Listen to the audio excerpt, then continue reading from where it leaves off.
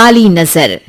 माँ माँ, अरे क्या माँ माँ कर रहा है? बकरी का बच्चा है क्या? अरे माँ मजाक छोड़ो, मुझे फाइनली वो मेन चौराहे वाली दुकान मिल गई है। अब देखना आपका बेटा दुगनी स्पीड से पैसा कमाएगा। ओफो, ये क्या? मेरी ऑनलाइन मेकअप क्लास चल रही है, इतनी जोर से क्यों बोल रहे हो आप दोनों? अरे मेरी धर्म पत्नी जी, मेकअप क्लास बाद में करना, वो चौराहे वाली दुकान मिल गई है हमको। अरे वाह, रुको मैं अपनी माँ को फोन लगाकर बता देती हूँ। अरे मैं भी अपने रिश्तेदारों को बता देती हूँ, कितनी खुशी की बात है। हाँ हाँ, मैं भी अपने दोस्तों को बता देता हूँ, 1 हफ्ते बाद रजिस्ट्री है। बस घर में खुशी का मौका था। उन तीनों ने अपने अपने फोन उठाए और लोगों में बात फैलाना शुरू कर दिया। और रही सही कसर श्वेता बहू ने अपने पड़ोस में सबको बताकर कर दी।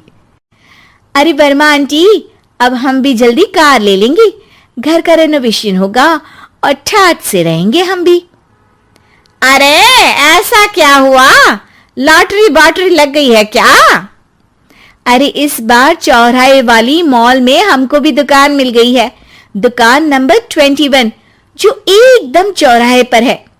अब ग्राहक बढ़ेंगे तो आमदनी भी बढ़ेगी ही ना। अरे वाह, कितनी खुशी की बात है। मैं बहुत खुश हूं तुम्हें इतना खुश देख के।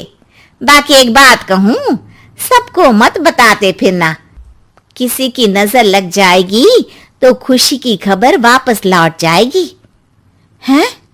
ऐसे थोड़ी ना होता है, अब डरा रही हो।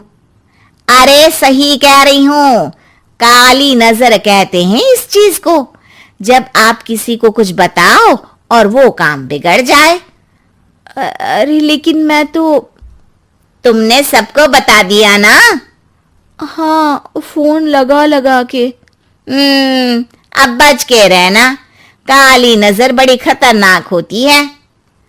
श्वेता इतनी खुश रहती है कि वो वर्मा आंटी की बात पर ध्यान ही नहीं देती, जबकि पड़ोस में और भी लोगों से खुशी की खबर शेयर करती रहती है।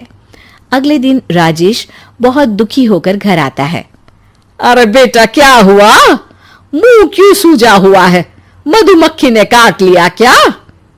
माँ, वो दुकान किसी और के पास चली गई, किसी ने ज्यादा भाव लगा दिया। अरे पर बात तो आपसे हुई थी ना उस दुकान वाले की? हाँ, आज मैं टोकन अमाउंट देने गया था, तब मुझे पता चला कोई आकर सुबह मुझसे पहले ही ज्यादा अमाउंट दे गया। काली नजर। क्या कहा? वर्मा आंटी ने समझाया था कि किसी को बताना मत, वरना काली नजर लग जाएगी। अच्छा, तुम्हें उनकी बात मान लेनी चाहिए थी। उनकी बात मान लेती, लेकिन उसके पहले ही सबको बता चुके थे ना हम तीनों। अरे अगली बार से ध्यान रखेंगे, कोई भी नई चीज होगी तो किसी को नहीं बताएंगे। तीनों कुछ दिन ऐसे ही रहते हैं, पर एक दिन श्वेता को एक मेल आता है। राजेश, मेरा ऑनलाइन मेकअप कोर्स कंप्लीट हो गया, अब मैं खुद का पार्लर खोल सकती हूँ। अरे वाह, अपने मोहल्ले में ही खोलते हैं? ये जो घर के सामने दुकान है ना, वहीं? हाँ, यहाँ सस्ती भी मिल जाएगी। अगले दिन श्वेता वर्मा आंटी के पास जाती है मिठाई का डब्बा लेकर। अरे आओ आओ, कैसे आना हुआ?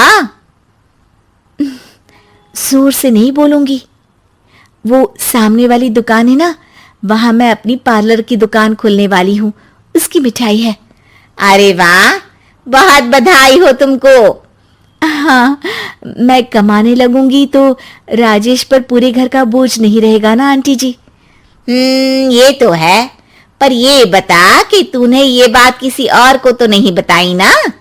अरे नहीं नहीं, पिछली बार गलती कर दी थी, काली नजर लगी किसी की और राजेश के हाथ से वो दुकान चली गई थी। सबको मत बताना। चलो मैं चलती हूँ, कल दुकान की बात करने भी तो जाना है। अगले दिन श्वेता दुकान के लिए मालिक से बात करने जाती है।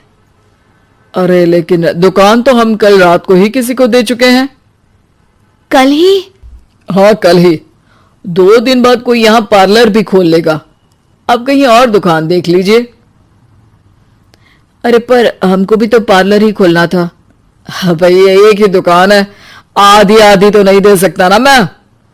राजेश और श्वेता घर पर हताश होकर आ जाते हैं।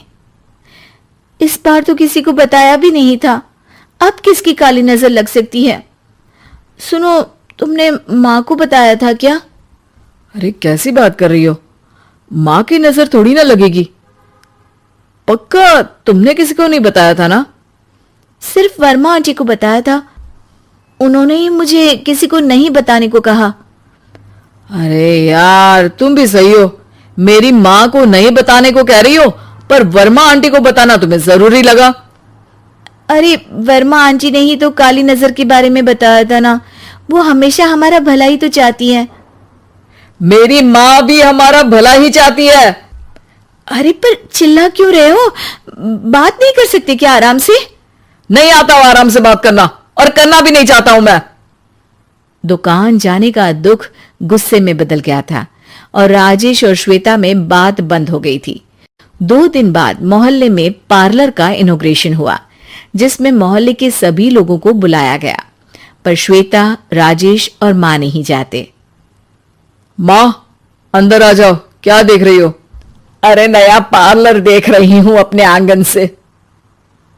देखो, माँ को दूसरे का सुख देखने में कितना मजा आ रहा है, मेरा दुख नहीं दिख रहा इन्हें। यहां मेरा पार्लर भी तो हो सकता था। अरे चुप रहो यार, हर बात में लड़ाई क्यों ढूंढ रही हो? राजेश और श्वेता फिर बहस करने लगते थे। तभी माँ ने दोनों को बाहर बुलाया। अरे जरा देखो तो, दुकान चलाने वाले का बोर्ड पर नाम क्या लिखा है? श्रुति वर्मा। गाड़ी निकाल बेटा, हमें कहीं जाना है। काली नजर का इलाज कराने? राजेश अपनी बाइक निकालता है। तीनों ट्रिपलिंग कर रहे हैं। माँ राजेश को उस मॉल वाली दुकान पर लेकर जाती है जहां राजेश अपनी दुकान खोलने वाला था। यही दुकान लेना चाहता था ना तू?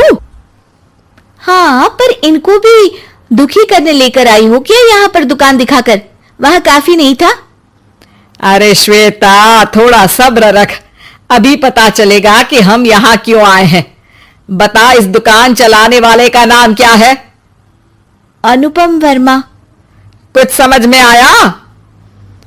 वो दुकान वाली श्रुति वर्मा, ये दुकान वाला अनुपम वर्मा, और हमारे पड़ोस में हमने उस दुकानों के बारे में बताया किसको था? अब वर्मा आंटी को। मतलब वर्मा आंटी ही हमारा काम बिगाड़ रही है? नहीं नहीं, ऐसा नहीं हो सकता, ये बस इत्तेफाक है। राजेश अपना फोन निकालता है और श्रुति वर्मा और अनुपम वर्मा के नाम फेसबुक पर सर्च करता है, जहां ये दोनों ही वर्मा आंटी के रिश्तेदार होते हैं। श्वेता को समझ में आ जाता है कि वर्मा आंटी की ही नजर काली नजर है। अब क्या करना है? कोई भी खुशी की खबर हो तो काली नजर से बचना है, यानी वर्मा आंटी से बचना है। अरे पर मुझे ये समझ में नहीं आया कि वो हमारे साथ ऐसा क्यों करेंगी।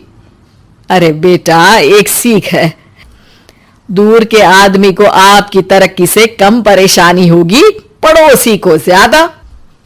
दोनों माँ की बात में हामी भरते हैं और अगला काम चुपचाप करने की कसम खाते हैं, ताकि आगे से वर्मा आंटी कोई काम ना बिगाड़ सके।